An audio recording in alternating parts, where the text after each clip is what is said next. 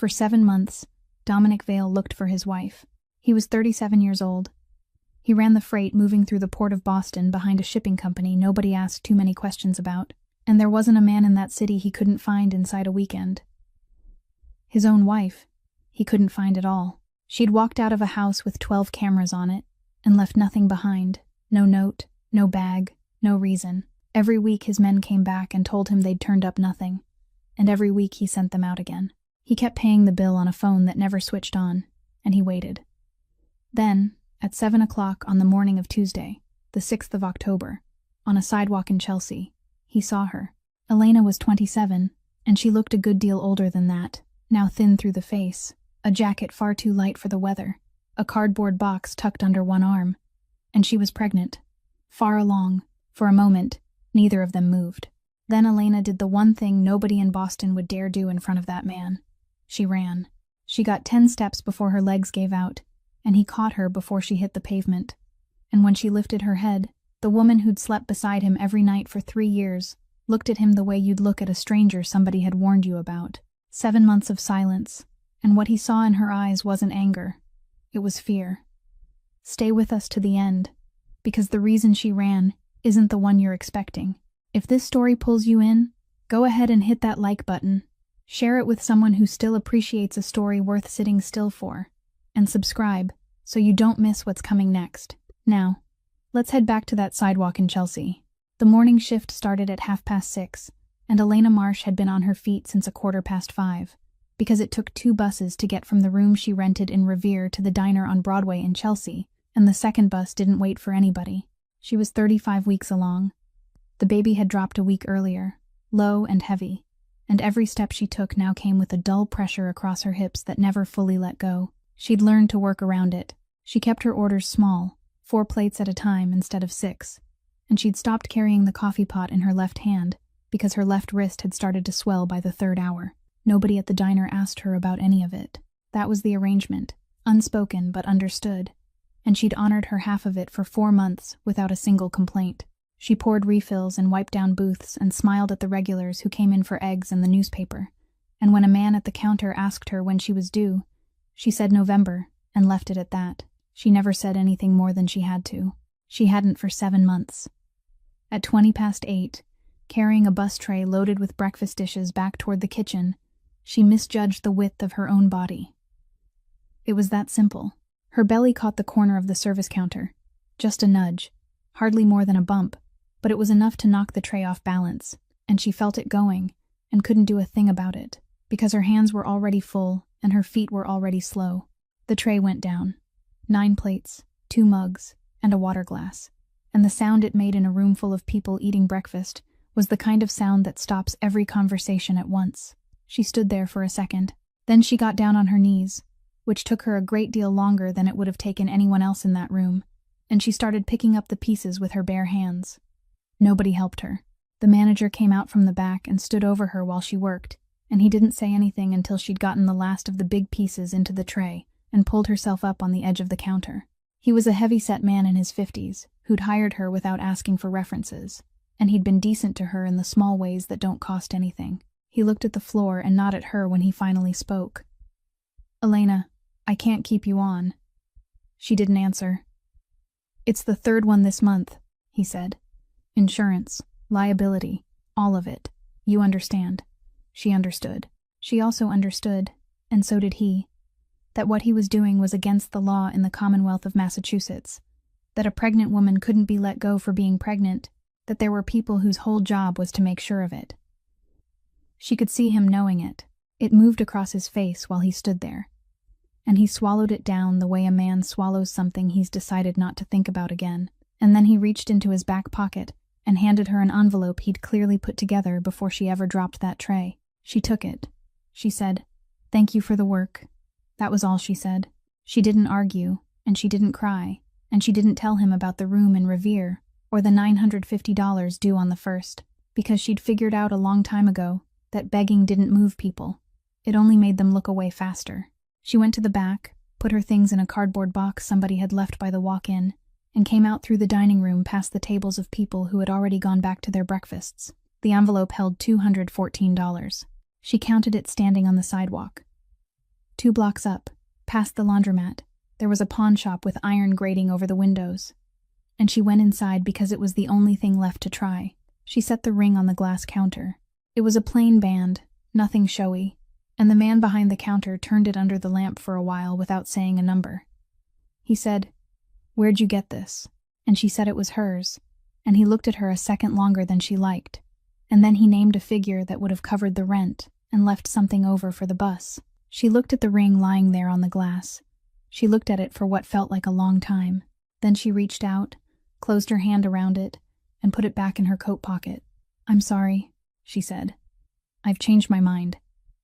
She walked out and started up Broadway toward the bus stop with the box under one arm, taking it slow, because slow was all she had. And that was when 3 black cars came up the far side of the street and pulled in against the curb. He held her the way you'd hold something that might come apart in your hands, one arm under her shoulders and the other braced across her back, and he didn't try to lift her. He waited until her breathing evened out. The cardboard box had gone over in the street, and a paperback and a hairbrush and a folded apron lay scattered across the asphalt, and none of his men moved to pick any of it up because none of them had been told to. Elena got her feet under her. She pulled her arm free of him, not hard, just deliberately, and she straightened up as much as a woman 35 weeks along can straighten up, and she stood there on that sidewalk in Chelsea with her hand pressed flat against the underside of her belly. "Elena Vale," he said. She looked at him then. "I never took that name," she said. He didn't answer. He stood there in the middle of Broadway with the traffic going by and 3 cars idling at the curb and 11 men waiting on him, and he had nothing to say, because she was right, and he hadn't known it. 3 years of marriage. 3 years of her signature on lease agreements and tax filings, and the card that came with the flowers he sent every anniversary, and he'd never once looked at it closely enough to notice what it actually said. She'd never changed a thing.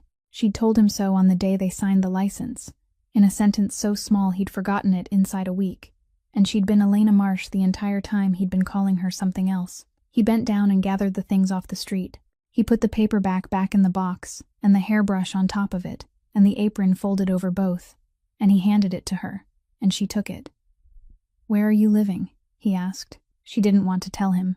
He could see that plainly, and he didn't push, and he didn't fill the silence with anything. He just waited, and after a while she said, "Revere." And then, because there was no point in halves, she gave him the street. She started walking toward the bus stop. She made it maybe 15 yards before she stopped and put a hand on the side of a parked van and stood there with her head down, and he came up beside her without touching her at all. "Let me drive you," he said. "That's it, nothing else." She got in the car. Not because she wanted to, because her hips had gone from pressure to something sharper somewhere around the 2nd block, and because she'd been up since 5:15, and because 2 buses across the bridge with a cardboard box in her arms wasn't a thing her body was going to do that morning. She sat against the door with the box on her lap and looked out the window the whole way, and he sat on the other side of the seat and asked her nothing. 22 minutes. He counted them. The building was 3 stories of brown vinyl siding on a street of buildings just like it, and her entrance wasn't the front door but a set of concrete steps going down along the side, under the level of the sidewalk, to a door with a padlock hasp screwed into the frame above the knob. He told the cars to stay where they were. He told the men to stay where they were. Then he went down the steps behind her by himself. She unlocked the door and went in and set the box on the floor and turned around to face him, and she didn't apologize for any of it, and she didn't explain.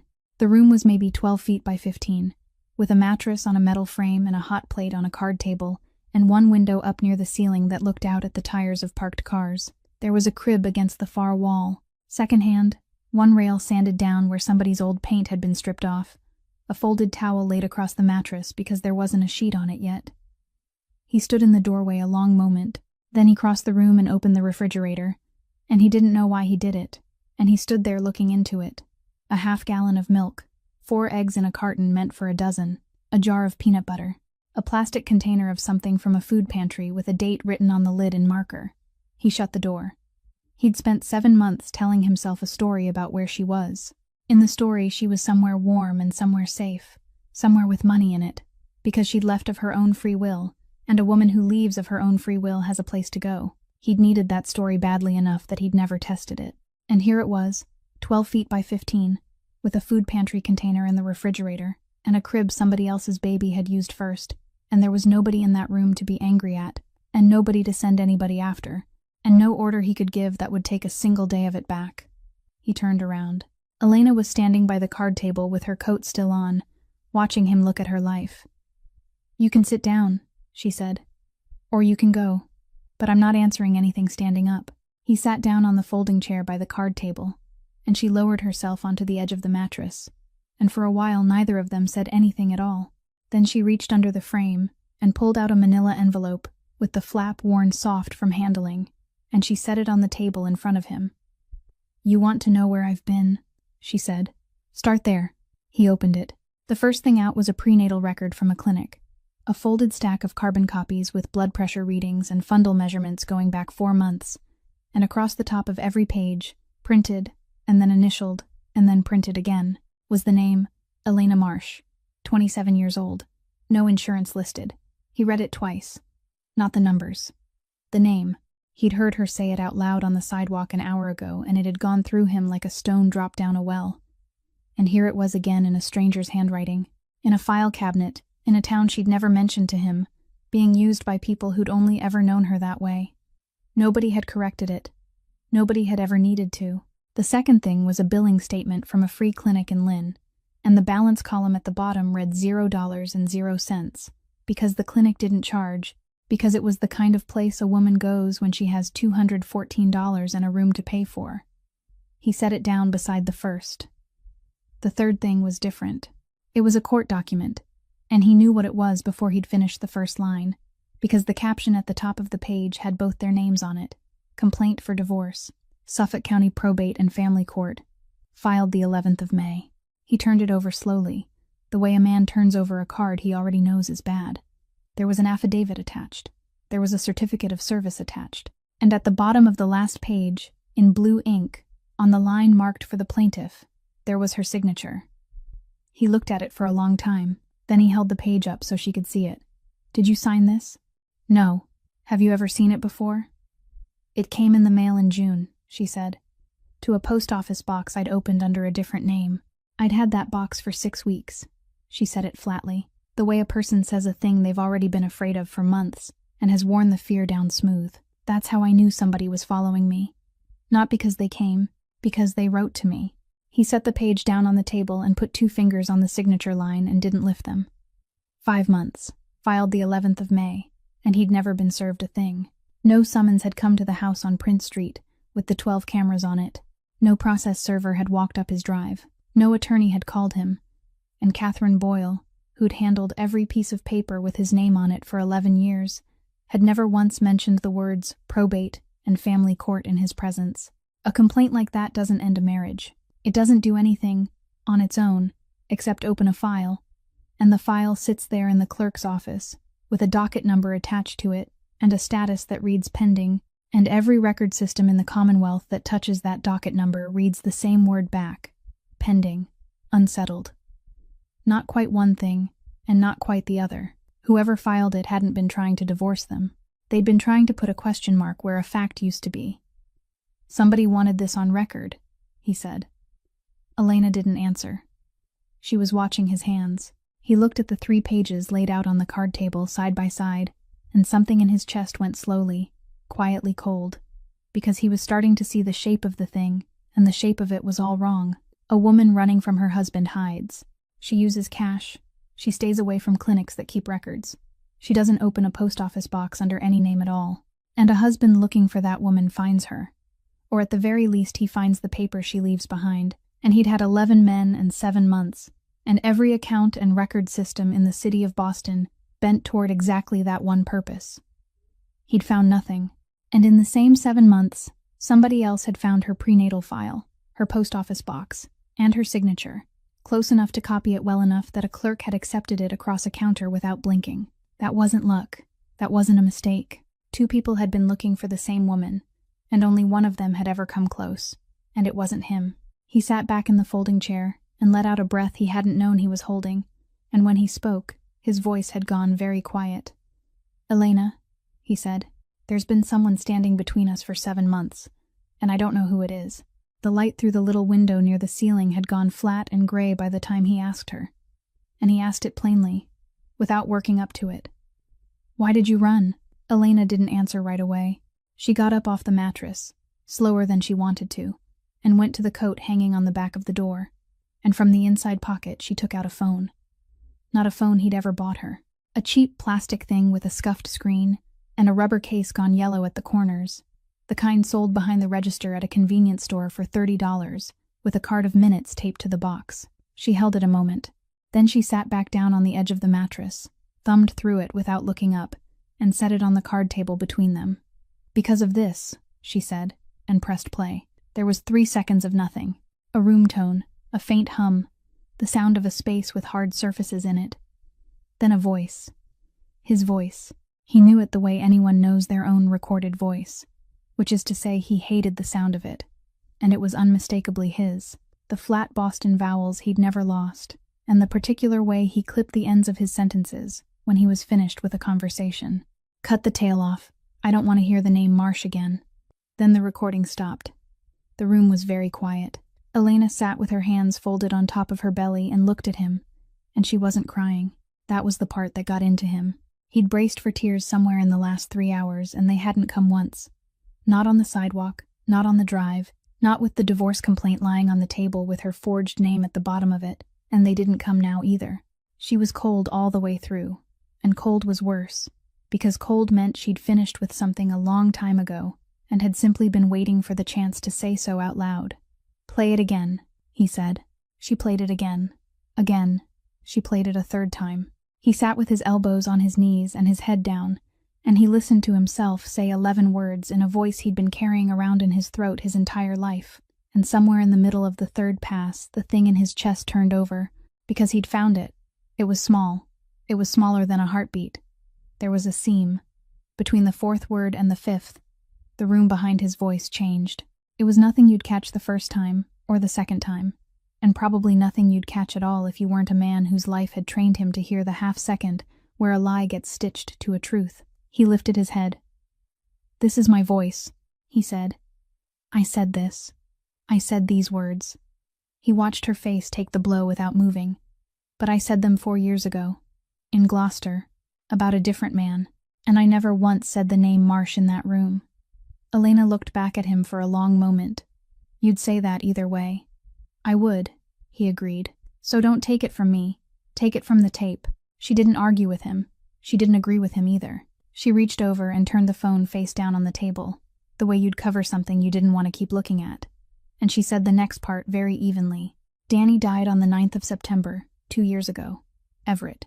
They found him on the side of Route 16 at 4 in the morning, and the report said hit and run, and the file went cold in 11 weeks, because there wasn't a camera on that stretch, and nobody stopped. She paused. You came to the wake. You stood next to me. You held my hand at the cemetery in Malden, and you told me you'd find whoever did it. I remember. So did I, she said. Every day for 7 months I've remembered it, and every day I've wondered which part of you was standing there. He let that sit, because there wasn't a single thing he could say to it that wouldn't sound like a man defending himself, and a man defending himself is the last thing a woman like that listens to. Instead, he asked her the only question that mattered. Who sent it to you? I don't know. Elena, I don't know, she said again. It came to the house. 9 days before I left. A padded envelope, no return address, postmarked Boston, and inside there was that phone with the recording already loaded on it and 1 sheet of paper. She reached into the coat pocket again and came back with the paper, folded into quarters, gone soft as cloth. She held it out to him. He unfolded it. There was no letter on it. There were no words on it at all. There was a single line of type across the middle of the page, an 8-character string, a letter, and then 7 digits. And he sat looking at it for so long that Elena finally spoke. It's the incident number, she said. Danny's case file. Everett Police Department. Then she took the paper back out of his hands, folded it along the same soft creases, and said the last thing quietly. That number was never released to the public. Not to me. Not to the papers. Not to anybody. There were exactly 4 people in this world who could have gotten it, and every one of them sits down to dinner in your mother's house. He didn't take her to the house on Prince Street. He took her north instead, 40 miles up the coast to a gray shingled place at the end of a gravel road in Gloucester. 2 bedrooms and a kitchen that looked out over water the color of dishwater in October. a house his father had bought in 1988 and never once used for anything but sitting still. Elena walked through it slowly on the morning of the 7th, one hand at the small of her back, and when she'd seen all of it, she came back to the kitchen and laid out her terms before she'd agree to spend a night under that roof. She held up one finger. No locks, not on the outside of any door in this house. I want to be able to walk out of here at any hour and have nobody standing between me and the road. He nodded. Second finger. You don't take my phone, not to check it, not to trace it, not to keep it safe for me. It stays in my pocket. He nodded again. Third finger. She looked at him a beat longer before she said this one, and nobody sits outside my bedroom door. Not one of your men. Not on a chair in the hallway, not in a car in the driveway with a view of that window. If I wake up at 2 in the morning, I want the hallway empty. He didn't answer that as quickly. There was a whole argument sitting in his mouth about a woman 35 weeks along in a house at the end of an unlit road, about who'd already found her once, and how easily, and he could have made all of it, and probably won. He said, "Done." That was all. He didn't ask her for anything in return, and she noticed that he didn't, and neither of them said a word about it. Nico Ferrara came up from Boston at 10:30. Elena was standing at the counter with a glass of water in her hand when he came through the kitchen door, and Nico stopped. Not long, half a second, maybe less, the pause of a man stepping into a room and finding it rearranged. Then it was gone, and he crossed the floor and said, "Elena, it's good to see you," in the voice of somebody who'd said that sentence 100 times at wakes and christenings. And she said, "Nico," and set the glass down. And there was a small dead spot in the air, where more should have followed and didn't. Neither of them looked at the other again for the rest of the morning. They sat at the kitchen table, the three of them, and Dominic laid it out. The recording. The seam between the 4th word and the 5th. The 8-character string on the folded paper. He didn't say the sentence he'd said in that basement room, the one about 4 people and a dinner table, because he'd decided somewhere on the drive up that he wasn't going to say it out loud again until he had something in his hands that couldn't be argued with. "I want to know who filed that complaint in May," he said. "The clerk's office in Suffolk County takes filings over the counter and by mail. Somebody handed it in or somebody sent it. Either way, a human being touched it. I want a name." Nico had a small notebook out, and he was writing. "And the tape? The tape needs somebody who knows audio, not one of ours. That's a short list." "Then make it a short list." Nico kept writing. He asked good questions, the way he always did, and he asked them in the right order. And he wrote down the answers in the same small, square handwriting he'd used since he was 19 years old. When it came to the part about the post office box in Elena's other name, he wrote that down too, and he asked her which town, and she told him, and he thanked her. Then he closed the notebook and said, 7 months I've been running this. I'll keep running it." Dominic put a hand on his shoulder on the way past and didn't say anything, because there wasn't anything that needed saying. Catherine Boyle arrived at 1 o'clock, a woman of 54 who'd been the family's attorney for 30 years, and who parked her own car and carried her own bag. She read the divorce complaint, standing up, all the way through, twice. And then she put it down on the kitchen table and looked at Dominic. "I want to be certain I understand you. You want me to go into the clerk's office and pull the intake record on this docket?" "Yes." "And then you'd like the name of whoever brought it in?" "That's right." "No," Catherine said.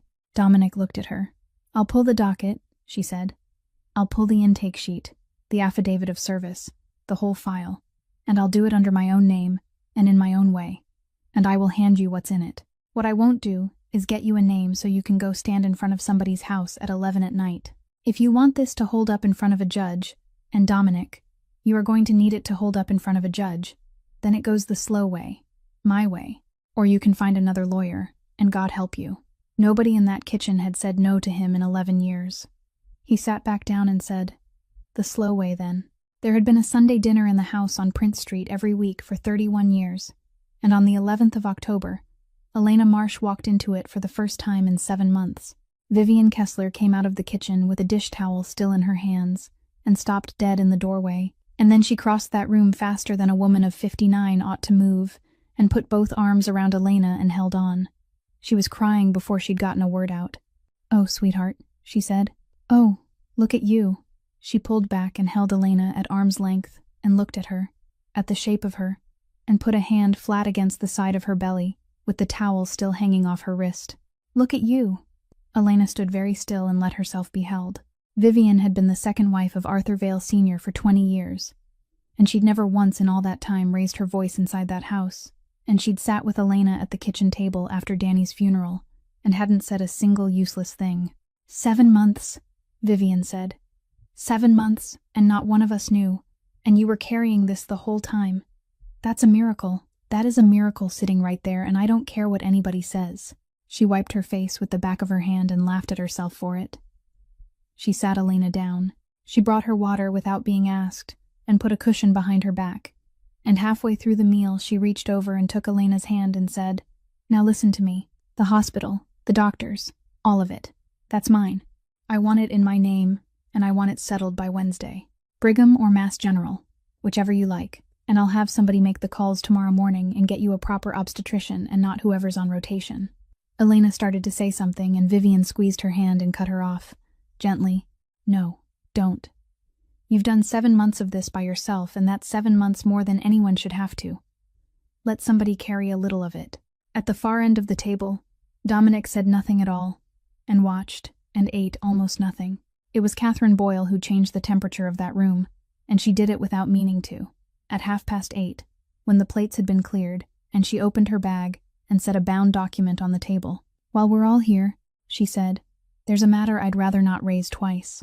Arthur Vale Sr. had died on the 3rd of November, 3 years earlier, and he'd left the freight business to his son and something else entirely to everybody else." Catherine turned the document around, so it faced the middle of the table. "The Vale Family Foundation," she said. $180 million. She didn't dress it up. She said what it actually was, in the plainest words she had, because she'd learned a long time ago that people stop listening the moment a lawyer starts sounding like one. It paid hospital bills for longshoremen who got hurt on the piers. It paid a monthly check to men who'd been crushed or fallen or lost a hand and couldn't go back, and to their widows after. It paid tuition, 4 years of it, for their kids.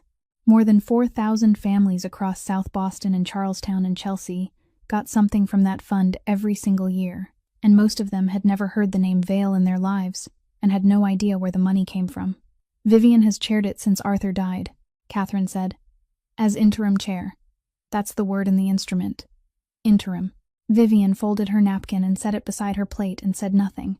"There's a provision," Catherine went on. "Arthur put it in 11 months before he died. The interim chairmanship converts to permanent at midnight on the 3rd of November, 3 years to the day. After that, the chair sits for life and appoints her own successor, and no court in the Commonwealth will unwind it." She paused. "Unless, on that date, there exists a living lineal heir of Dominic Vale. If there is, control of the foundation passes to the child's parent as trustee, and the whole thing goes to an independent audit inside 90 days. The room had gone very quiet. Elena had her hand resting on top of her belly, and she didn't move it. 23 days, Dominic said. "That's right. And the baby's due when?" Catherine looked at Elena, and Elena answered it herself, because she'd known the answer since a clinic in Lynn had written it on a carbon copy 4 months ago, and she'd been looking at that date ever since. The 8th of November. Nobody said anything for a moment. 5 days. Not 5 months. Not 5 years. 5 days on the wrong side of a line that a man had drawn in a lawyer's office 3 years before there was any child to draw it for. And every one of them at that table did the arithmetic at the same time and arrived at the same place. Vivian was the first to speak. She reached over and put her hand on Elena's arm, and her eyes had filled up again. "Then it doesn't matter," she said. "Do you hear me? It doesn't matter one bit. That baby is not a date on a piece of paper. Arthur would be ashamed of us if we sat here and looked at her like a deadline. And she meant it. Everyone at that table would have sworn she meant it. They were most of the way back to Gloucester, somewhere past Beverly with the road empty in both directions, when Elena said, "There's something I never told you."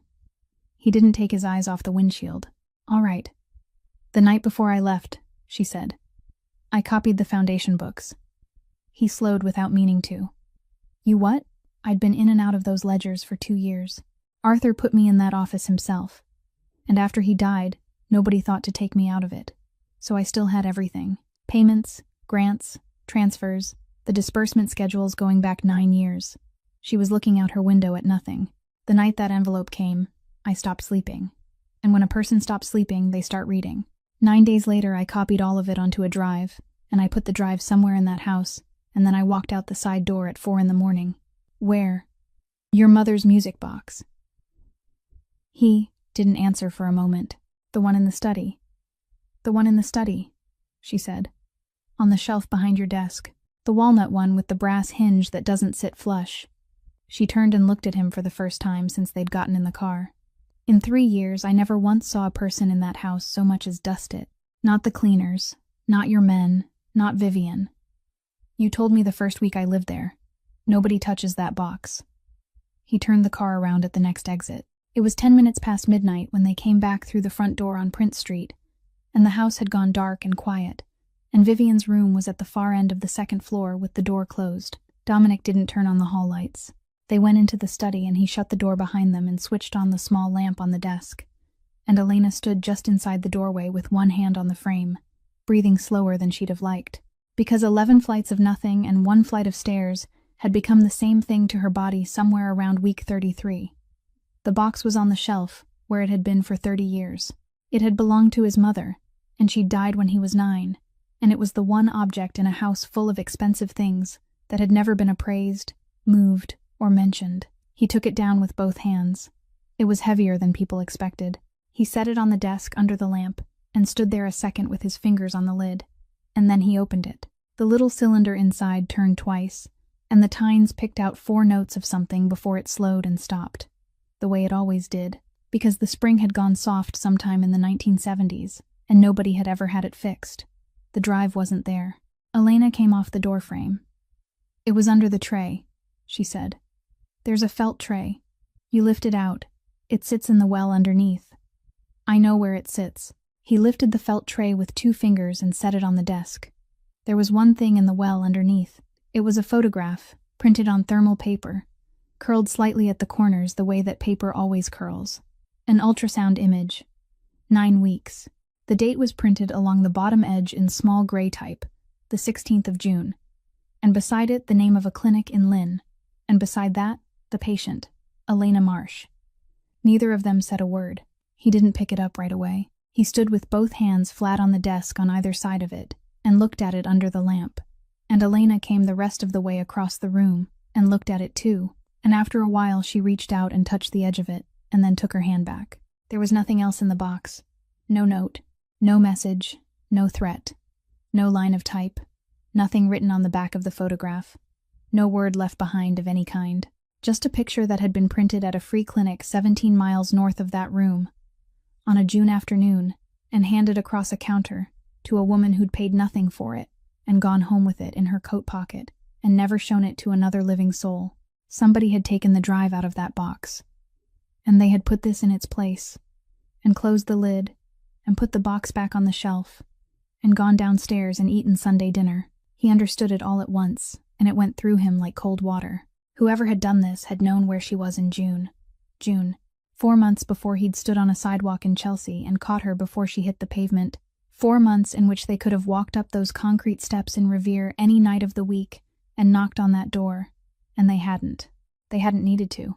A woman hiding in a basement room in Revere with $200 to her name was a woman who couldn't do anything to anybody. They'd simply watched her and let her stay lost, and waited. He looked up at the closed study door, and at the dark hallway beyond it, and at the stairs going up. He'd spent 5 days looking for a man out there in the city of Boston. There wasn't one. Whoever had done this slept under his own roof. On the 13th of October, Dominic Vale waited 2 hours and 10 minutes in the lobby of an accounting firm in the seaport, because he'd called ahead and been told no, and had come anyway. Theo Lindquist came down at 6:10 with his coat already on. He was 28.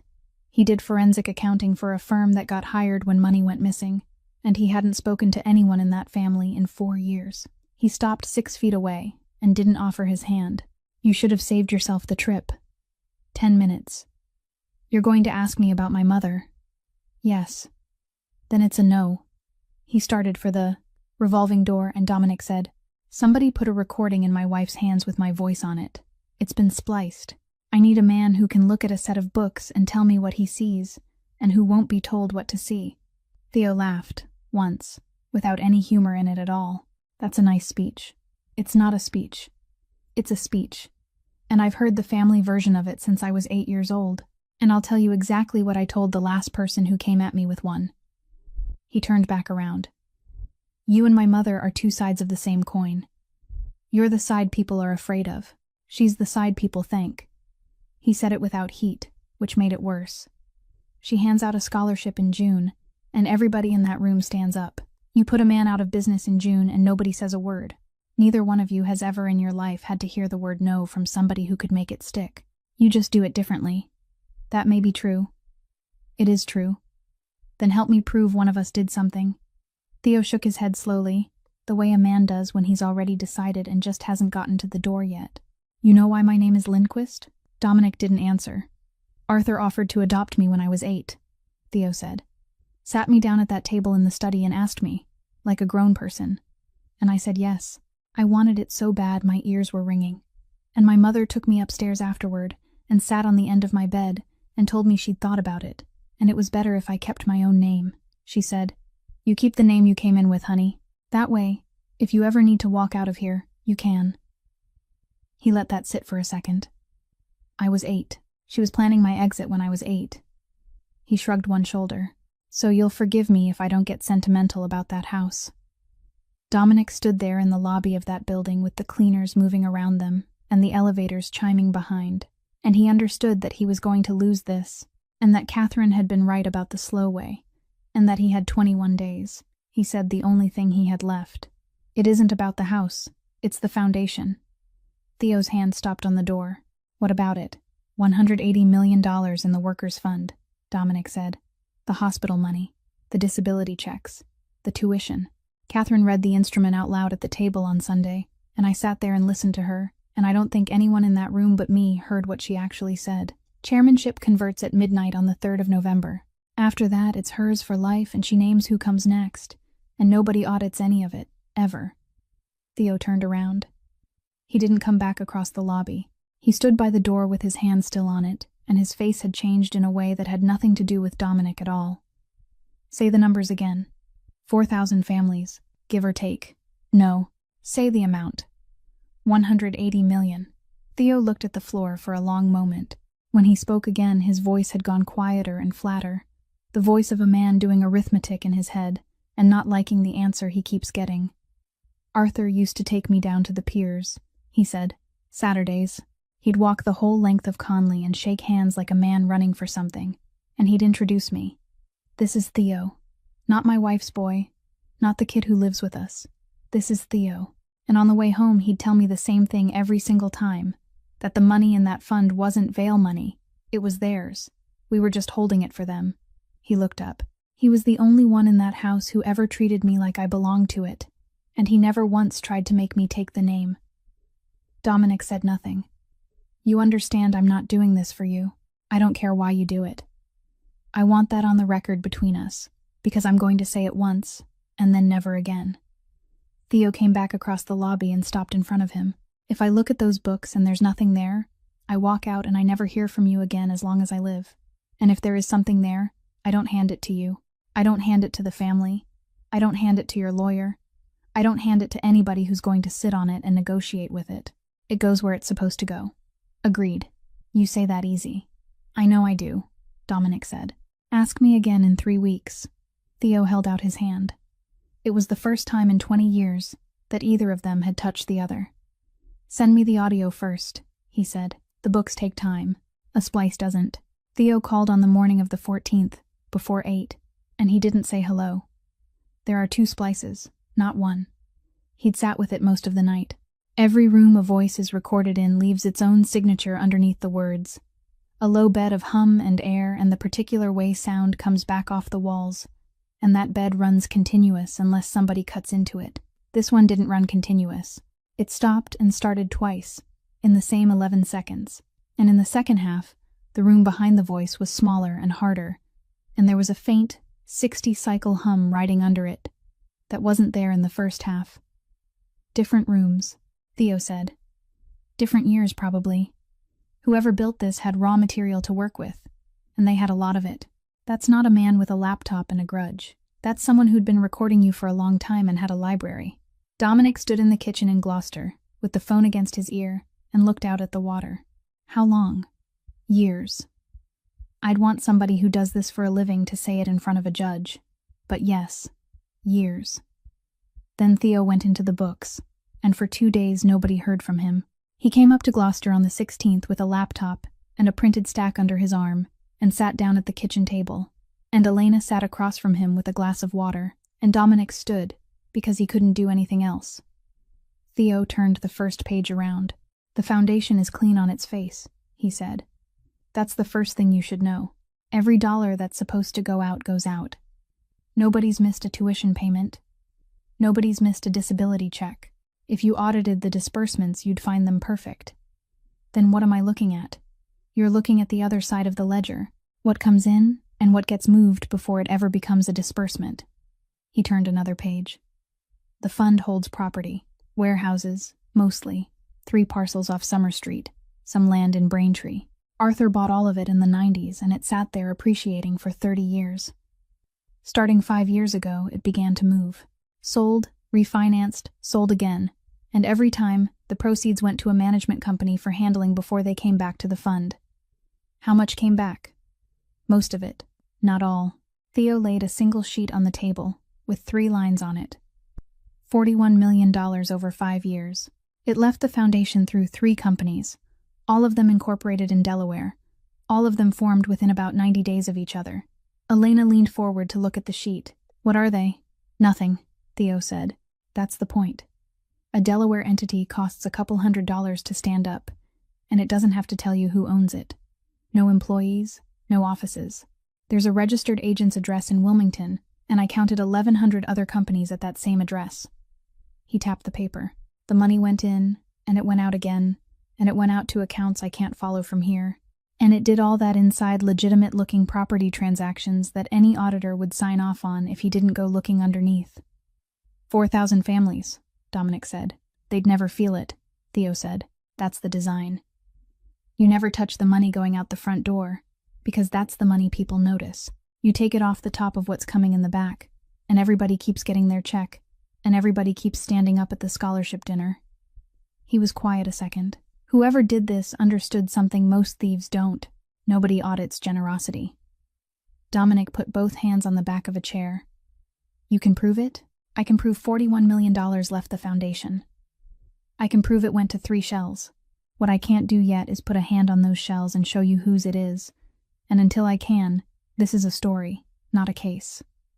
Theo pulled the laptop toward him. But the shells have to file. Delaware doesn't ask much, but it asks for something.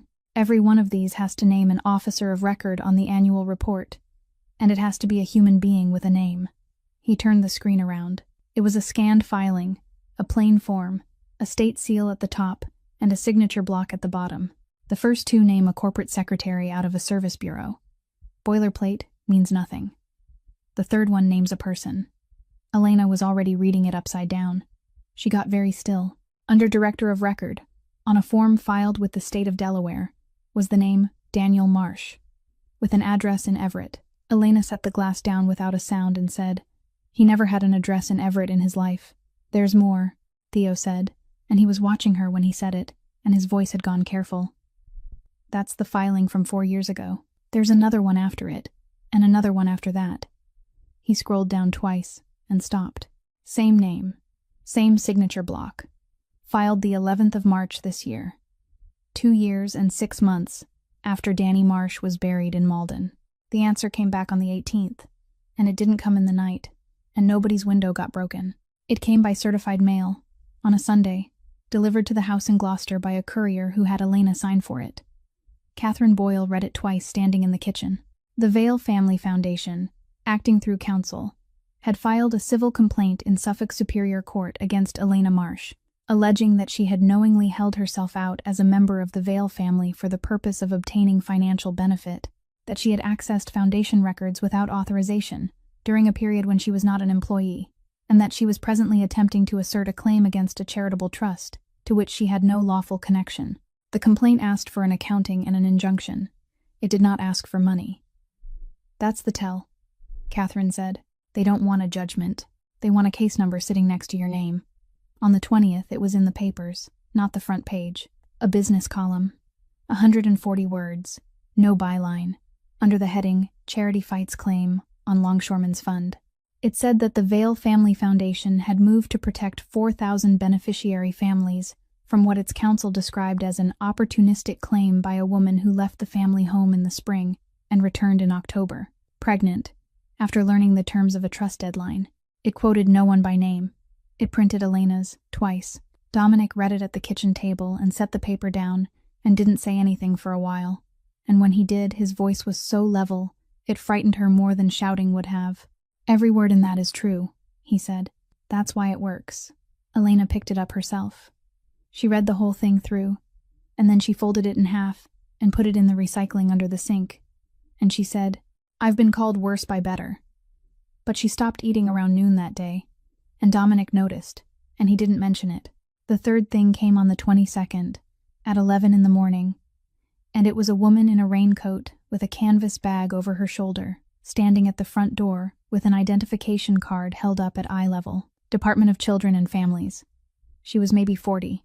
She said her name and said it again when Elena didn't catch it, and she asked if she could come in, and she said, before anything else, that she wanted to be clear that this was not an emergency response and that no one was being accused of anything.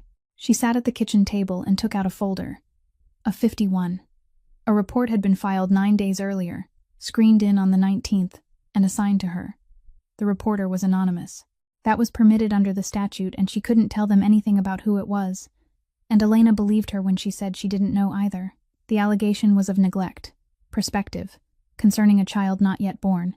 The woman read the particulars out loud in a flat, professional voice because she had to.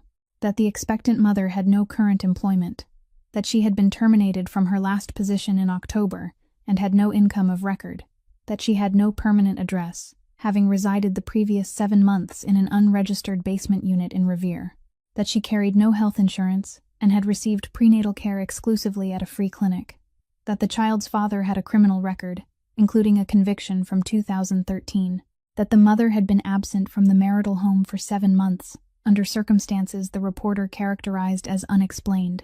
Then she looked up and said, "Ma'am, can you tell me if any of that is inaccurate?" Elena sat with her hands on the table. She was 37 weeks and 2 days, and she went through it, item by item, in her head, looking for one thing she could push back on, one sentence she could put a finger on and say, "No, that's a lie." There wasn't one. It was all true. Every line of it was true. And it had been assembled by somebody who knew every step she'd taken since April. And it had been written in the voice of concern, and it had been handed to a woman in a raincoat, whose entire job was to take concern seriously. "No," Elena said. "It's accurate." "Okay." The woman wrote something down. She wasn't unkind. She wasn't anything. She asked to see where Elena was sleeping, and Elena took her upstairs. And the woman looked at the room and asked whether the house was rented or owned, and by whom. She asked if there was a car available. She asked whether Elena had a plan for the first 6 weeks after the birth, and Elena said the hospital was arranged, and the woman wrote that down too and asked who was paying for it. And Elena heard herself say the name Vivian Kessler out loud in that upstairs hallway, and watched the woman write it down. Downstairs, Dominic stood with his back against the counter and said nothing at all, because he'd understood inside the first 90 seconds that there was not one thing in this world he could do about it. He couldn't buy it. He couldn't move it. He couldn't lean on a woman doing her job honestly out of a folder. And the terrible part, the part that stayed with him afterward, was that she was right to be there. On the doorstep, the woman turned back. "I'll be in touch within 30 days, she said. "Please don't move without telling me." 12 days to the 3rd of November. The appointment on the 23rd was at 2 o'clock, and Elena was 40 minutes early, because the traffic north of the tunnel had been kinder than she'd planned for, and she was sitting alone in the waiting room with her coat across her lap when Vivian Kessler came in and sat down in the chair beside her. She had a leather folder under one arm. She didn't ask if she could sit. She reached over and took Elena's hand and held it, and she said, "How's your blood pressure been?" And Elena told her, and Vivian nodded and said, "That's on the high side of all right," and neither of them said anything for a minute. There was a woman across the room with a toddler and a magazine, and a receptionist behind glass, and the small television in the corner with the sound off. I'm not going to insult you, Vivian said at last. You know I filed that complaint. My name isn't on it, but you know it's mine. And you're too smart for me to sit here and pretend otherwise, so I won't. She opened the folder on her knee and took out 2 things and set them on the low table in front of them, side by side, the way a person lays out a hand of cards they've already decided to lose with. One was a check, drawn on a private bank in Boston, made out to Elena Marsh, in the amount of $2 million. The other was a property file with photographs clipped to the front of it, a small white house with a tiled roof and a lemon tree in the yard, an address in Santa Barbara, California, the deed already prepared, and the transfer taxes already calculated. Free and clear, Vivian said. No mortgage. The taxes are endowed for 20 years, so nobody can ever take it from you for money. The check is yours the day you sign, and there's no clawback in it, and Catherine can read every word of it and tell you I'm not lying. Elena looked at the table and didn't touch anything. What do you want? One thing, Vivian said. The baby doesn't take the name Vale. Elena turned and looked at her then, and Vivian looked back, and there wasn't a single hard line anywhere in that woman's face. Let me say the rest, and then you can tell me to go to hell, and I'll go. She kept hold of Elena's hand while she said it. I have lived in that house for 20 years, and I want you to understand what I'm actually offering you, because it isn't money. She was quiet a moment, gathering it. In that house, when the doorbell rings after 9 at night, a grown man puts his hand somewhere before he answers it. Every time. Nobody talks about it. Nobody's ever said the word out loud in my presence in 20 years. But a child sees it. A child sees it the first year and doesn't know what it means, and sees it the 5th year and starts to know, and by the time that child is 8 years old, the sound of a doorbell has done something to him that no amount of anything later on will undo. Her voice didn't rise. That was the worst of it. I raised a boy in that house. I did everything I knew how to do. I sat with him when he couldn't sleep. And I made up reasons for why the cars were in the driveway. And I told myself that love in the house was worth more than what was outside the door. She stopped for a second. He's 28 years old and he doesn't return my calls. He doesn't come at Christmas. He carries a different last name than mine because of a decision I made when he was small. And I made that decision because even then, some part of me already knew. She looked down at the check on the table. I'm not trying to take anything from you. I'm trying to give you the one thing nobody offered me. A door out. Before the child is old enough to remember any of it. Elena sat with her hand still inside that woman's hand and felt the whole thing land on her at once. The $214, the crib somebody else's baby had used, the woman in the raincoat writing in a folder at her kitchen table, and the 12 days, and the fact that not one line of that report had been false. She looked at the lemon tree in the photograph, and she thought about a driveway with no cars in it. She reached out. There was a pen on the table beside the folder, and her fingers went to it, and they closed around it, and she felt the weight of it in her hand. Vivian didn't move. Elena set the pen back down, not because she'd decided, because her hand was shaking and she didn't want it seen. I need to think, she said. Of course you do. Vivian gathered up the folder and stood, and she put her hand for a second on Elena's shoulder, and she was already turning toward the door when she said the last of it, softly, the way a woman says something she's been carrying around for a while. Take all the time you need, sweetheart. Mia is going to have a different life. That's all I want. And she was gone through the glass door and out into the parking lot before Elena's mind caught up with her ears. Nobody knew that name. She had written it once, in pencil, on the inside cover of a spiral notebook, and she had put that notebook under the mattress in a basement room in Revere, and she had never said it aloud to a living soul. Elena sat there for a long moment with the sound of the television going on without her. Then she picked up the check off the table and tore it in half, and in half again, and set the pieces down where it had been. She told him on the evening of the 25th, at the kitchen table in Gloucester, with the tide out and the light going. There's one more thing I never told you. He waited. The night I left, I didn't walk to a bus. Somebody drove me. He didn't move. It was Nico. Nico Ferrara came up from Boston an hour and 10 minutes later. He came alone, and he came fast. And when he walked into that kitchen and saw the two of them sitting there, he stopped in the doorway and took his coat off and hung it on the back of a chair. And Dominic understood that he'd known this evening was coming for 7 months and had rehearsed the walk from the door to the table. Sit down, Dominic said. He sat. You drove her. Yes. Why? Nico put both hands flat on the table in front of him. Because I got a call, he said. That's the beginning of it. But it isn't the beginning of the beginning.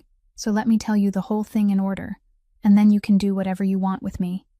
He said it evenly. He didn't ask for anything first, and he didn't say he was sorry, and he never once raised his voice above the level a man uses to read a statement into a record. 2 years ago, on the 6th of September, I got a call at 11:40 at night. It was your voice. Your number came up, and the caller gave the code, the 4-word confirmation, the one that changes the first Monday of every month and that 3 people in this world have ever had. He paused, and the instruction was a name, Daniel Marsh. Elena's hands came together on top of her belly and stayed there. I didn't question it. In 11 years, I've never questioned one of those. That was the whole point of the code, that you don't question it. That's what it's for. He looked straight ahead at the middle of the table. I picked him up outside his apartment. I told him you wanted to talk about his sister, and he got in the car with me like a man going to lunch. I drove him to a lot off Everett Avenue in Chelsea. There were 3 men there in a gray sedan, and I didn't know any of them. And I've thought about that every day since, because in 11 years I have known every man at every meeting I've ever driven to. He stopped for a second. I handed him over, and I got back in my car and I drove home. Nobody said anything. 3 days later, he was found on Route 16 and the report said hit and run, and I sat in the back of that church in Malden and watched you hold her hand at the rail. Elena was looking at the table. She wasn't crying. She hadn't made a sound. I never asked you about it, Nico said. Not once in 2 years. Because a man who asks his boss why is a man who thinks his boss owes him an answer. And I didn't think that. I thought whatever Danny Marsh had done, he'd done it, and you knew and I didn't. And that was the arrangement I'd signed up for at 19. He took a breath. Then in March I got the second call. Dominic's hands had gone still on the table. Same voice, Nico said. Same number came up. Same code, correct for that month. And this time the name was Elena. The refrigerator hummed and shut off. And I stood in my own kitchen and I couldn't make it fit. Because whatever I'd let myself believe about her brother, I couldn't believe that. So I sat down on the floor of my kitchen for about 2 hours. And then I got in the car and I drove to Prince Street. And I woke her up at 3 in the morning. And I told her she had to get out of that house. Elena spoke for the first time, quietly, to the tabletop. He gave me $1,100 and a name to use, and he drove me to a motel in Salem, and he told me not to call anyone. Not anyone. He said if I called even once, he wouldn't be able to keep me alive. And you reported her missing, Dominic said. I reported that I'd lost her. Nico's voice didn't change. And then I ran the search. 7 months. 11 men, every account, every camera, every hospital and pharmacy and utility hookup in 3 counties. And I ran it hard, because if I hadn't run it hard, you'd have given it to somebody else and somebody else would have found her inside a week. He finally looked up. Every Monday I sat across from you and told you we had nothing. That's the part I can't put anywhere. Not the driving, the Mondays. Dominic sat back in his chair. Why didn't you come to me? Nico looked at him for a long moment. Because it was your voice, he said. It was your number and your code. Twice. 2 years apart. There isn't a man alive who could have told me that call didn't come from you. And then he said the last of it. And he said it the same flat way he'd said all the rest, which was what made it land the way it did. I spent 7 months hiding your wife from you. And every one of those days I believed I was hiding her from the man who wanted her gone.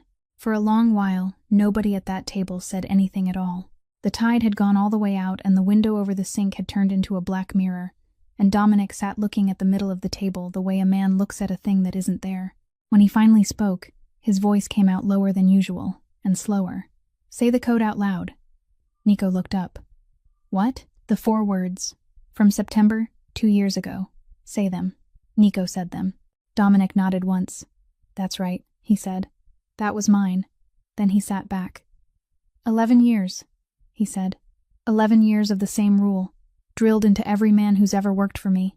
You get the voice and the code. You move. You don't ask. You don't confirm. You don't call anybody back to check, because calling back is a leak, and a leak is how men end up in a courtroom. He was quiet a second. I built that. Nobody handed it to me. I sat in a room in 1999 and wrote it down. Nico said. It was a good rule. It was a perfect rule. Dominic said. That's the trouble with it. He put his hands on the table and looked at them. A rule like that only ever has one weakness, and the weakness is the whole design. It runs on one voice. Anybody who can get that voice gets the whole thing. Every man, every car, every door in this city. He looked up. Somebody sat in a room for years recording me. And then they didn't need my men. They just needed my sound. Elena had not moved in 10 minutes. I didn't kill your brother, Dominic said to her. I want to say that once and then never again, because you'll believe it or you won't, and it isn't mine to argue. He paused, but I don't get to stop there, because a man walked out of his apartment and got into a car that came from me. He got in without a word, because it came from me. He wasn't afraid, because it came from me. And every single thing that made that possible, I made. He stopped for a moment. I spent 20 years building a machine that would do exactly what it was told, without ever asking who was doing the telling. Somebody found the handle. And what they did with it, they did with my machine, and my name, and my men. That isn't bad luck. That's the bill. Elena finally spoke, and her voice was almost nothing. You'd have been in that car with him, if you'd been the one who called. Yes, he'd have gotten in either way. He would have, Dominic said. That's the part I keep coming back around to. He turned to Nico. Stand up. Nico stood. Elena's hand went to the edge of the table. You have a wife and a daughter in East Boston, Dominic said. Go home to them. Nico didn't move. That's it? That's not it. That isn't anywhere near it. There's an accounting coming for you, and you and I both know what it is and where it happens. And it isn't in this kitchen, and it isn't tonight, and it isn't with my hands. Dominic looked at him. 11 years. You followed the rule I gave you. I'm not going to break your life for obeying me. I should have asked, Nico said. Yes, you should have. Dominic held his eyes. And you couldn't, because I spent 11 years teaching you that asking was the one thing a loyal man never does. So take that home with you tonight, because I'm taking it too, and it doesn't get lighter. He waited a beat. From now on, there's no code in this organization. Nobody moves on a phone call. Not one man, not one time. And if my voice comes down a line telling you otherwise, you hang up and you drive to wherever I am and you look at my face. Nico stood there another second. Then he took his coat off the back of the chair and went out through the door. And they heard his car turn over in the gravel and pull away. And the kitchen was quiet again. Elena sat very still. She'd come into that room expecting something else.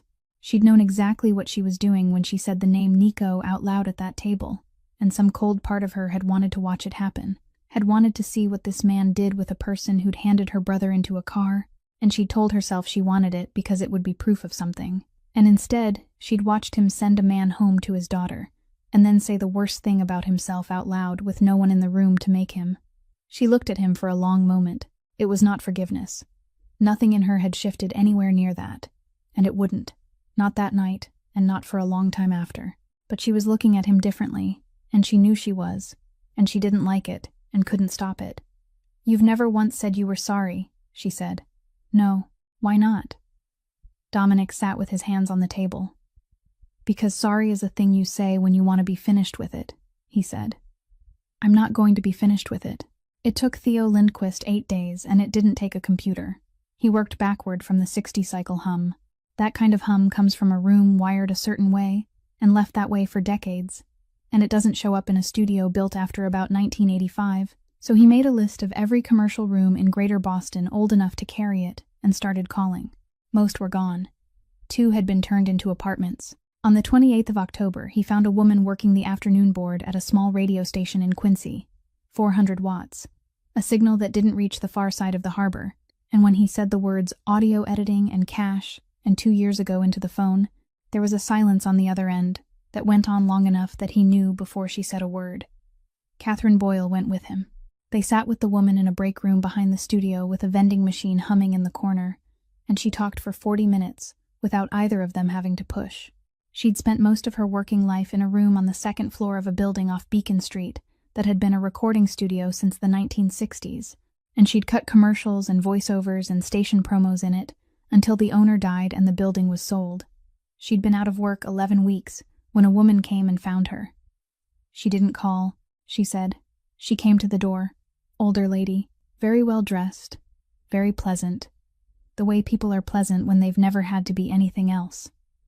She'd brought a portable drive with a great deal of material on it, and a typed page with the sentence she wanted. And she'd said the job was for a private legal matter, and that discretion was part of what she was paying for. Cash, half up front. Catherine asked how much. $20,000, the woman said, for 11 seconds. She'd taken it. She said that part without any excuses attached to it. She'd been 11 weeks without a paycheck, and she'd taken it. And she'd sat in a room and built those 11 seconds out of pieces of a man's voice from different years. And she'd known while she was doing it that nobody pays $20,000 in cash for something that's going to be used kindly. I finished it on a Thursday, she said. She came back Friday and I gave her the file and she paid me the other half and she left. And that night I couldn't sleep. Theo said, "Did you delete the source material?" She looked at him. No. She'd gone back into the studio the following week, before the building sold, and she'd made a copy of everything the woman had given her. All of it. The whole drive. Untouched. Every raw recording exactly as it had come to her. And she'd put it in a fireproof box in her sister's basement in Weymouth, and left it there for 2 years, and never once opened it. Why? Catherine asked. The woman turned her coffee cup around on the table. Because I've been doing this 31 years, and I know what a cut sounds like, she said. And I figured someday somebody was going to come asking. And I wanted to be the one who could show them what it looked like before. Catherine took out a legal pad. She explained, plainly and without softening any of it, what the next several weeks would look like. An affidavit, a deposition, the chance of being called in front of a grand jury, and the certainty that the other side would go through her life looking for a reason to say she was lying. The woman listened all the way through. Then she said, "I'll do it. But I want it in writing that somebody's protecting me, because the lady who came to my door had money, and people with money don't come after you the way you think they will. They come after your license and your credit and your sister." "You'll have it by Monday," Catherine said. "In writing, signed by me." On the drive back, Theo called Gloucester and got no answer, and called again 20 minutes later and got no answer. And it was Dominic who called him back at 4:10 on the 31st, from a moving car, and his voice wasn't right. Elena had gotten up from the kitchen table around 2 in the afternoon and told him the light in the room had gone strange, that there were spots in it, and she'd said it calmly, the way she said everything, and then she'd put her hand flat on the counter and stayed there. He'd driven her to the community hospital 15 minutes down the road because it was closer. They'd taken her blood pressure twice, and a nurse had gone out of the room without saying anything and come back with a doctor, and after that things had moved very fast. Severe preeclampsia, 38 weeks and 3 days. The doctor said the words carefully, and then said the ones that mattered, which were that they weren't equipped for what might be coming, and that she needed to be somewhere that was. There was an ambulance in the bay in 11 minutes. Dominic followed it down. Route 128, in the dark, with his hands at 10 and 2, and the taillights ahead of him the whole way. 39 miles, and it was the first time in his adult life that he'd driven anywhere in that city behind somebody else, and had no say at all in how fast they went. They took her back at 1:30 in the morning at Massachusetts General, and a woman in scrubs told him where to wait, and that was the last thing anybody said to him for 2 hours and 40 minutes. He stood in a corridor on the 3rd floor, with a row of chairs along one wall and a vending machine at the far end, and a set of double doors he wasn't allowed through. He didn't sit down at first. He'd been standing about 20 minutes when it came to him. All at once, exactly where he was. There was no one to call. There was no one in that building to be leaned on. No name to drop. No envelope that would move anything by 1 inch in either direction. Every difficult thing in his adult life had been solved by finding out who decided it, and going to that person. And behind those doors, there was no such person. The only people who could help her were already helping her, and they were doing it whether he was standing in that hallway or not. And it would have gone exactly the same if he'd been a man who pumped gas in Everett. He'd never once in 37 years been that. Somewhere after 2 o'clock, a young woman came out and sat down in the chairs across from him. She had a hospital bracelet on and a plastic cup of ice chips, and she was maybe 22. She said, "Are you waiting on somebody?" And he said, "My wife." And she said, "First one?" And he said yes.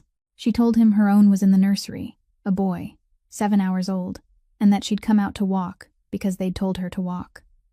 She talked for about 10 minutes. She talked about how her mother had driven up from Fall River and gotten lost in the parking garage for 45 minutes, and about how nobody tells you that your hands shake afterward. And she asked him what they were having, and he said he didn't know. And she said, "Oh, you'll know soon." and laughed at him a little. She had no idea in the world who he was. She'd have said the same things to anybody sitting in that chair. When she got up to go back, she said, "It's going to be fine, you know. They're really good here." And she patted his arm on the way past, the way a person pats a stranger. And she went down the corridor and around the corner, and he never saw her again, and never learned her name. He sat down after that. At 12 minutes past 4 on the morning of the 1st of November, a nurse came through the double doors and said, "Mr. Vale, you can come back." Elena was awake. Her face was swollen and her lips were dry, and she looked at him and said, "She's all right," before she said anything else. 5 pounds, 12 ounces, 19 inches. She had a full head of dark hair, and she was small enough that the hat they'd put on her came down over her eyebrows, and Elena held her against her chest with one hand under her and looked down at her, and Dominic stood at the side of the bed and didn't touch anything for a long time. It was Catherine Boyle, who came at 9 that morning with the folder, and she came early on purpose. She'd already been on the phone with the clerk's office by then. "I need to explain something to you both, and I need you to hear it all the way through before either of you says anything," she said. "In the Commonwealth of Massachusetts, when a married woman gives birth, her husband is presumed by law to be the father of the child, and no one has to sign anything for that to be true. It happens on its own. It is one of the oldest and steadiest presumptions in the law of that state." "It doesn't apply to you," Catherine said. "Why not?" "Because of what's sitting in the probate and family court." That complaint from May had never gone anywhere and never would, but it existed, and its existence meant that the marital status of Elena Marsh and Dominic Vale was, as of that morning, a contested question with a docket number attached to it. A hospital clerk looking at a screen would see a pending matter and would not enter the presumption. "So we do it the other way," Catherine said, and took the form out of the folder. A voluntary acknowledgement of parentage. Both parents sign, in front of a notary, in the hospital, and the father's name goes on the birth certificate, and the child is his in law from that moment. It's a single page. It's designed to be simple. It's meant for exactly this. They signed it at 20 past 10 in the morning on the 1st of November, with a hospital notary standing at the foot of the bed, and Elena bracing the pen against a clipboard, and Catherine walked it downstairs herself and filed it, and got the stamped copy in her hand. At 4 that afternoon, counsel for the Vale Family Foundation filed a motion in Suffolk County challenging the validity of that acknowledgement, on the grounds that it had been executed while the parties' marital status was under active dispute, and requesting that its effect be stayed pending a hearing. The earliest available hearing date was the 9th of December, 2 days to the 3rd of November, and that same afternoon, Vivian Kessler called an emergency meeting of the Foundation Board. The board met on the 11th floor of the Vale Maritime Building in the Seaport at 9 o'clock at night, on the 3rd of November, which is not an hour when charitable boards meet, and every person in that room understood why they were there. The item on the table was a sale of the Foundation's operating interest in a section of the Conley Terminal to a shipping group out of Rotterdam, and it had been negotiated over 11 days and priced at a number nobody argued with, and the closing was set for 11:55 that night. Theo had explained it in the car. Once that instrument executed, $41 million of history would pass into the accounting of 3 separate jurisdictions, and the trail would not be reconstructed by anyone, ever, no matter how many years or lawyers were thrown at it. They were stopped in the lobby at 20 past 9. The head of building security was polite about it. He had a printed list, and Elena Marsh wasn't on it. And when Catherine Boyle said the words "wife of the chief executive," he turned his screen around, not unkindly, and showed her the pending docket in Suffolk County. On paper, that night, Elena wasn't legally the wife of anybody. She stood in that marble lobby with Mia asleep against her shoulder, 2 days old, wrapped in a blanket from the hospital, and she didn't say a word. Catherine argued for 11 minutes. She was still arguing when the elevator opened behind them, and Theo Lindquist walked out of it carrying a document box. He'd come down from the 11th floor. He'd been sitting in that meeting for 20 minutes as a shareholder of record of Vale Maritime, a fact nobody in his family had thought about in 4 years, and he'd said nothing at all while the board went through the first 2 items. "They're upstairs," he said. "Come on." Security let them into the elevator behind him because nobody had told them what to do about a shareholder. The room went quiet when the doors opened. Vivian Kessler was at the head of the table with a pen in her hand, and she looked up and saw Elena in the doorway with the baby, and something crossed her face that no one in that room could have named. Theo set the box on the table and started laying it out. He laid out the transfer history of 3 parcels of foundation property over 5 years. He laid out the formation records of 3 Delaware entities and the receipts of $41 million moving through them. He laid out the annual filing bearing the name Daniel Marsh, and beside it, a death certificate from the city of Everett dated 2 years and 6 months earlier, and he set them close enough together that no one had to be told what they were looking at. He laid out the affidavit of a woman in Quincy, sworn and notarized, and a portable drive containing 2 years of uncut source recordings. And last, he laid down a single stapled document, and he said what it was before anyone could pick it up. That's a proffer statement given by Nico Ferrara to the United States Attorney's Office for the District of Massachusetts. He walked in and gave it yesterday morning, voluntarily, with counsel. He hasn't asked anybody in this room for anything. Nobody moved. Then Theo said the last part, and he said it looking at his mother. One more thing, because I want the board to hear the dates in order. The first transfer out of the foundation had cleared 5 years ago in March. Arthur Vale Sr. had been alive then. He'd also, by then, been 18 months into a diagnosis that 2 of his physicians had documented and that his family had told no one about. And for the last 2 years of his life, the signature on foundation instruments had been made by his wife under a power of attorney. She had never once disclosed to the board. Every one of those transfers is signed Arthur Vale, Theo said. None of them are his hand. He put down the last page. Daniel Marsh was a staff accountant on the foundation books. He asked one question in writing. In August, 2 years ago, about a property sale in Braintree. He was the only person in 9 years who ever asked. Elena stood in the doorway and didn't make a sound. Vivian set down her pen. She didn't deny anything. She looked around that table at 11 people she had hosted in her home, and then she stood up, slowly, and rested her fingertips on the wood. I came into that house 20 years ago, she said. I want to tell you what I did in it, since nobody's ever asked. She said it quietly, and no one interrupted her. I answered the telephone at 2 in the morning. I sat in a church at 4 different funerals and told 4 different widows something comforting. I stood in my own kitchen at 6 a.m.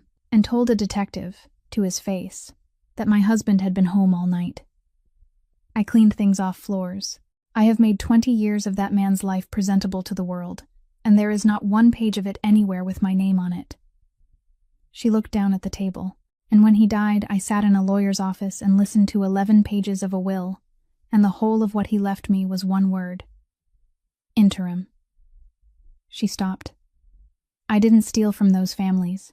I took what was mine off the top of what came in, and I made sure not one check to one widow was ever late. And I would have gone on doing it for 20 more years, and every one of you would have kept applauding me at the dinner. She looked up. The word he gave me was temporary. I decided it wasn't. The clock at the end of the room read 11:31. At 20 to midnight, Catherine Boyle came into that room with a single sheet of paper in her hand, and set it in front of the board's outside counsel.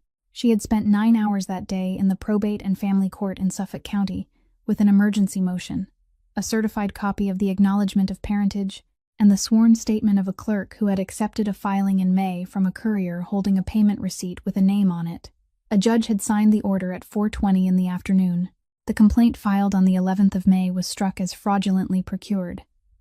The marital record of Elena Marsh and Dominic Vale was restored as of that date, and the acknowledgement executed at the hospital on the 1st of November was declared valid and in full effect. The motion challenging it was denied as moot. There was a living lineal heir of Dominic Vale, and there had been since 12 minutes past 4 in the morning on the 1st of November, and the clock on the wall crossed midnight, while the board's counsel was still reading the second paragraph. Vivian Kessler's interim chairmanship did not become permanent. It simply ended.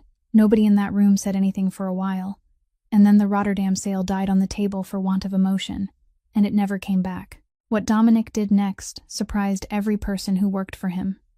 He didn't remove anyone from the board, and he didn't make a single telephone call that night. On the 4th of November, he instructed Catherine to open the complete records of the Vale Family Foundation, 9 years of them, to the United States Attorney's Office for the District of Massachusetts, without conditions, and he did it knowing exactly what else was in those files, and whose name was on it. He signed the foundation over to an independent board of 7 within the month, and he wrote into the instrument that 3 of those 7 seats would be held by working representatives elected by the longshoremen themselves, and that no member of the Vale family could ever hold more than one. And when Nico Ferrara came to the house in Gloucester to say what he had to say, Dominic walked him out to his car and shook his hand at the door of it and let him drive himself down to Post Office Square to keep his own appointment. Vivian was indicted before the end of the month on charges of wire fraud, forgery, and misuse of charitable assets, with a further count that the office declined to describe in its press release, and she left that boardroom on the night of the 3rd of November, with her coat over her arm and her chin up, and not one person at that table stood when she went past. 3 months later, in the middle of February, none of it was finished. Dominic was 11 weeks into a conditional cooperation agreement, and every week there was another room, and another table, and another set of questions, and the freight company was being sold off in pieces to satisfy things he'd never expected to answer for. He was going to lose a great deal. He knew he was, and he had stopped pretending otherwise sometime in December. Theo Lindquist took the chief financial officer's chair at the new foundation and moved his office down to the piers, and the first thing he did in it was order a full audit of everything his mother had ever signed. Elena had not put her ring back on. It sat in a dish on the windowsill in the kitchen in Gloucester, and neither of them touched it, and neither of them talked about it.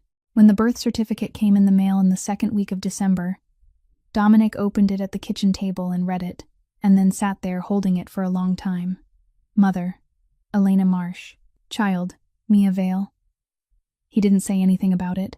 He put it in the drawer with the clinic records and went out to the car. And on a night in February at 3 a.m, he was walking the length of that kitchen with his daughter against his shoulder, 3 months old and wide awake and furious about it, patting her back in a slow rhythm he'd worked out sometime around Christmas, with a wet patch spreading across the shoulder of his shirt that he'd stopped noticing weeks ago. He was humming something with no tune to it. Elena stood in the doorway in the dark and watched them for a long while before either of them knew she was there. She didn't say that she forgave him. She wasn't going to say that. Not that night, and maybe not for a long time, and he had never once asked her to. She watched her daughter's small hand open and close against the collar of his shirt, and after a minute she said, "Set your alarm. She feeds at 6. And Dominic Vale, who had built half his life on the certainty that no one would ever tell him what to do, said, "All right," and kept walking her up and down that kitchen floor. Here is what this story leaves us with. Power on its own doesn't destroy people, and neither does money, and neither does a name that makes a whole city lower its voice. What destroys people is a room where nobody is allowed to ask a question, because sooner or later, somebody will learn to speak in a voice that room has been trained to obey. Danny Marsh died because he asked one question in writing, and he was the only person in 9 years who did. And Elena spent 7 months invisible in a basement in Revere, not because anyone was cruel to her, but because the people around her had simply stopped looking, and respect for another human being begins with the ordinary decision to actually see them, at the counter, at the door, in the room, before life makes it impossible to pretend you didn't. If this story moved you, please subscribe to our channel and leave a like, and share it with someone you care about, so we can keep bringing you stories like this one every day. We would truly love to hear from you in the comments. Did any part of this remind you of something in your own life? Of a person you stopped seeing? Or of a question you wish somebody had asked in time? Tell us honestly, because we read every word, and the things you share from your heart are what make this channel what it is. Thank you so much for staying with us until the very end. We wish you good health, a peaceful mind, and quiet happiness in your days. Goodbye for now, and we'll see you again in the next video.